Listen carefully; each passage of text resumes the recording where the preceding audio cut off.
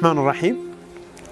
ሁለት ታላላቅ ዓሊሞችን ልንገራችሁ ኢብራሂም አነኸዒ እና ሱለይማን ኢብኑ መህራን የሚባሉ ጓደኛቸው ኢብራሂም አነኸዒ አንድ አይና ነበሩ ሱለይማን ኢብኑ መህራን የሚባሉት ጓደኛቸው ደግሞ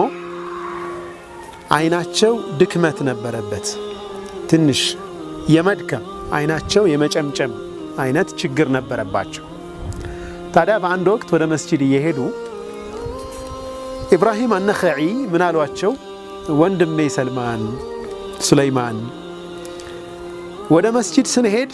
አንተ በአንድ መንገድ ሂድ እኔ ደግሞ በሌላ መንገድ ልሂድ አንድ ላይ አንሂድ አሏቸው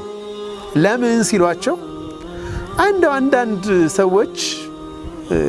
አቅላቸው ደከም ያሉ ሰዎች መንገድ ላይ ይኖሩና ይሄው አዕወርና አሽማዕ አንድ አይናና ጨምጫማው ሰውዬ ጨምጫማው አንድ አይናውን እየመራው ወይም አንድ አይናው ያን እየመራው ብለው በእኛ ይሳለቁና ወንጀል ይጻፍባቸዋል ስለዚህ ባክህ በተለያየ መንገድ ተለያይተን እንሂድ እነሱ ወንጀል እንዳይጻፍባቸው አሏቸው